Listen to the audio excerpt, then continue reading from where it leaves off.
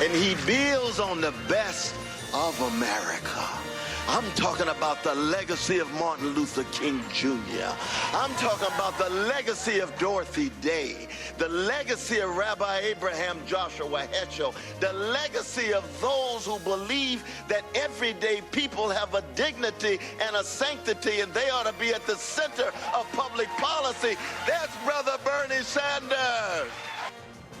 And that was Princeton professor and activist Cornel West hitting the campaign trail this week for Senator Bernie Sanders. I'm joined now by former Ohio State Senator Nina Turner, who recently announced her endorsement for Senator Sanders. Thanks so much for joining me. Thanks, Tamara. I have to tell you, I tweeted out that Rand Paul would be joining us, and I tweeted out that you would be joining, and we got more retweets and comments, both positive and, I'll be honest with you, negative about your decision. So explain to the people out there who may have been surprised, given that you were very, very loyal to Barack Obama, that you have decided to support Bernie Sanders. Well, I think Senator Sanders is the best candidate to continue the legacy of President Barack Obama. And, you know, in this nation, it is really about choice, so people have a choice. So the haters should not be hating. I am supporting Senator Bernie Sanders because I believe that he has heart-soul agreement. And when it comes to the African-American community in particular, what Senator Sanders is advancing, a $15 increase in or raising the minimum wage to $15, would instantly give folks in the African-American community, 50% of them, a raise. When he talks about universal health care as a right, Tamara, I can tell you, as having my mother die at the age of 42 years old with an aneurysm burst in her brain, being the oldest of 7 children and a first-generation college graduate, when I juxtapositioned Senator Sanders' vision for this country with my life story, there was no doubt who I should be supporting, and that is Senator Bernie Sanders. Well, obviously, Clinton supporters, Hillary Clinton supporters will say that she was on the front line of health care as a first lady. She was the person who got wounded before Barack Obama was wounded in that battle and ultimately was victorious, that she paved the way on health care alone.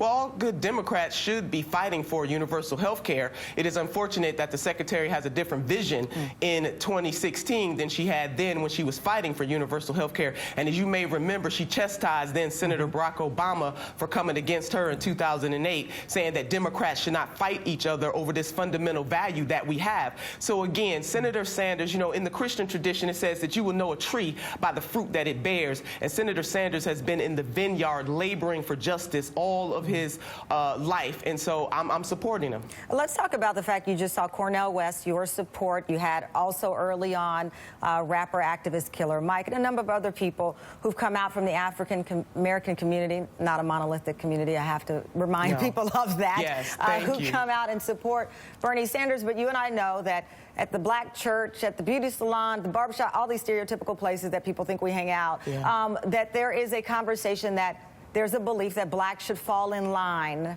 behind the Clintons or fall in line as voters of the Democratic Party. I saw you already ready to respond to that. Tamara, I'm having a moment here.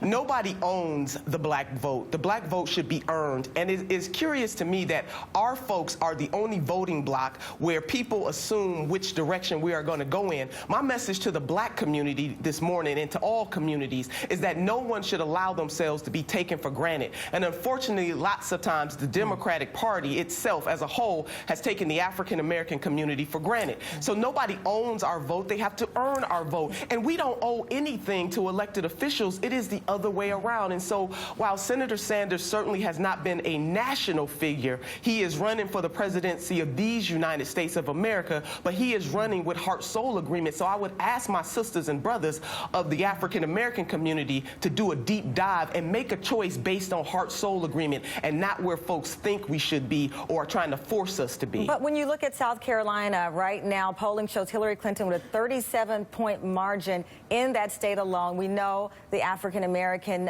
vote, they're very important, and that may be, as they describe it, her firewall. But you talk about Bernie Sanders and his relationship and support in the black community. Some people say, were the stage not stormed by Black Lives Matter supporters in that incredibly awkward moment that Senator Sanders may not have really sat down and had this dialogue with young black voters. You know his comments lately on reparations and some other issues that in a sense, I guess I'm asking you, was Bernie Sanders' hand really forced into the conversation with black voters because of the storming of the stage by Black Lives Matter, or do you see this as an authentic recognition of the power of the black vote?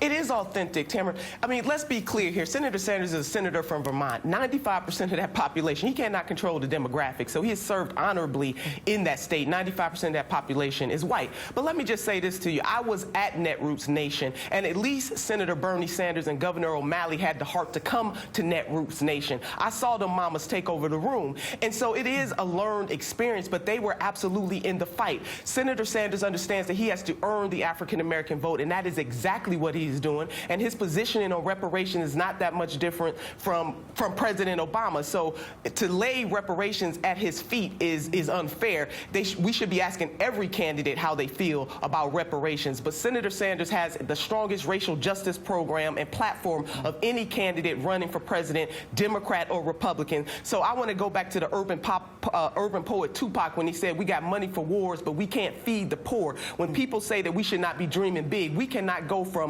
yes, we can to no, we can't. And Tamara, Senator Bernie Sanders is the symbol for all that is right in this country, and he will continue to stand up and fight against the status quo, and that is why African Americans should vote for him, because we have been victims of the status quo for generations. Nina Turner, thank you so much for your time. We greatly appreciate it, and I'll be talking with you hopefully after Monday. Bye-bye. I'm looking forward to it, Tamara. Thank you so much. Thank you. And we should remind you, of course, as you